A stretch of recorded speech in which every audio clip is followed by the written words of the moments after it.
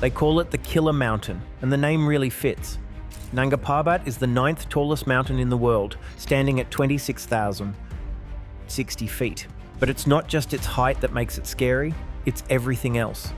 The mountain is known for bad weather, steep cliffs, and dangerous avalanches. It's one of the deadliest mountains to climb, and many people have died trying to reach the top. Unlike Everest, which has become more popular and crowded, Nanga Parbat still feels wild and untouched. It doesn't give second chances. For a long time, people thought it couldn't be climbed at all. But climbers kept coming, driven by the challenge, the danger, or maybe something deeper. This is the story of a mountain that doesn't just push you physically. It challenges everything inside you.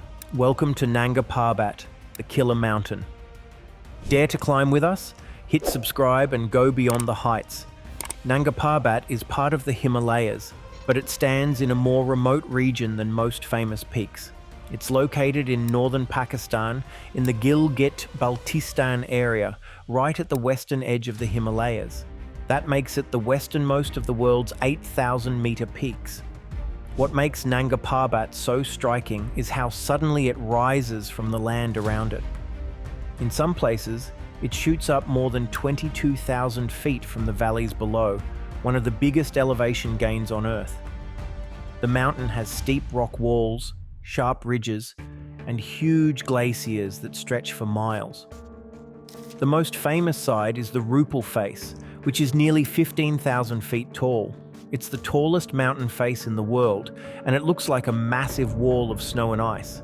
The other side, the Diamir face, is less steep but still extremely dangerous. This mountain doesn't ease you in. It towers, it dares, and it dominates. The name Nanga Parbat comes from the local language and means naked mountain. It gets that name because its slopes are bare and rocky, especially compared to other snow-covered peaks in the Himalayas. The high winds and steep sides don't let much snow stick for long. Locals also have their own names and stories for the mountain. In some old legends, it's seen as a mysterious and powerful place, one that doesn't welcome visitors easily. For many people living nearby, Nanga Parbat is more than just a mountain. It's a force of nature they deeply respect. Nanga Parbat earned its nickname, the Killer Mountain, because of how many lives it claimed, especially in the early days of climbing. Before anyone ever reached the top, dozens of climbers died trying. In the 1930s, German teams were obsessed with being the first to climb it. Back then, Germany didn't have access to Mount Everest, so Nanga Parbat became their goal. But the mountain fought back hard. In 1934, a huge tragedy struck when an expedition was hit by a violent storm. 10 climbers and several local porters died, one of the worst disasters in climbing history at the time. More attempts followed, but most ended the same way, with loss and heartbreak. By the time someone finally reached the summit in 1953, more than 30 people had already died on its slopes. It wasn't just bad luck. Nanga Parbat is known for brutal weather, deadly avalanches, and technical climbs that can overwhelm even experienced mountaineers. Back then, there were no helicopters, no high-tech gear, and very little communication. If something went wrong, help was nearly impossible to get. That's why the mountain built a reputation as one of the most dangerous in the world. Even now, with better technology and more experience, climbers know that Nanga Parbat is no place to let your guard down. In 1953, an Austrian climber named Hermann Buhl made history by becoming the first person to reach the top of Nanga Parbat, and he did it in a way that no one expected. Buhl was part of a German-Austrian team, but when the group couldn't move fast enough, he made a bold choice: to go for the summit alone. That was extremely risky, especially without bottled oxygen or much support. But Buhl believed he could do it. He set out early, climbing through deep snow and steep ice. As night fell, he was still not back. Most people thought he was dead, but he had survived by spending the entire night standing on a tiny ledge at 26,000 feet, without a tent, sleeping bag, or oxygen. He didn't dare sit or lie down because he was afraid he'd never wake up again. Against all odds, Buell made it back alive the next day, exhausted but victorious. His solo climb is still considered one of the greatest feats in mountaineering history. Nanga Parbat had finally been climbed, but it hadn't been tamed. Buell's success showed just how dangerous and unpredictable the mountain really is. Climbing Nanga Parbat is already hard, but doing it in winter takes it to a whole new level. For decades, no one had managed to reach the summit in the coldest, darkest months. Temperatures drop to a 60-degree radius, storms hit with little warning, and daylight lasts just a few hours. Many tried and many failed. That changed in February 2016. 3 climbers, Simone Moro from Italy, Alex Chicon from Spain, and Ali Sadpara from Pakistan, became the first to reach the summit of Nanga Parbat in winter. It was a huge moment in mountaineering history. Sadpara, a local climber, became a national hero in Pakistan.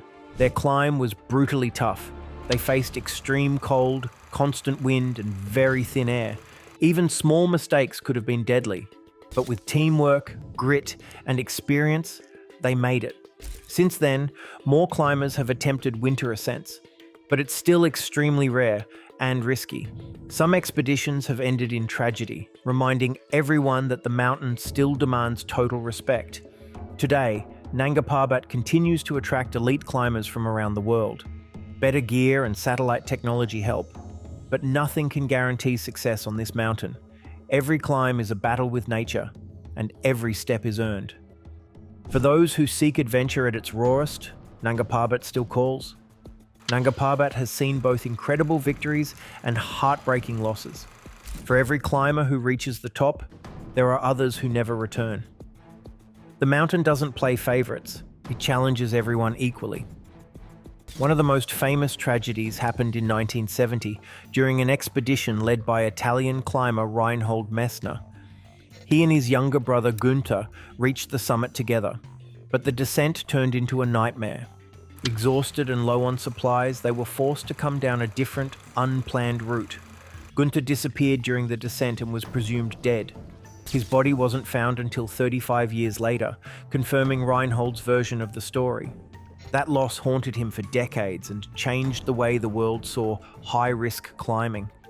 Over the years, there have been other painful stories. Climbers lost in storms, teams stuck for days with no rescue possible, and families left without answers. But there have also been incredible survival stories. Some climbers have made it back against all odds, crawling down with broken bones, frostbite, or after being stranded for days.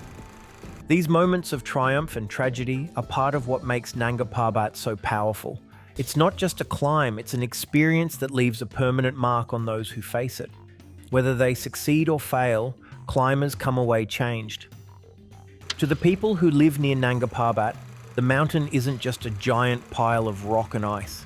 It's something more.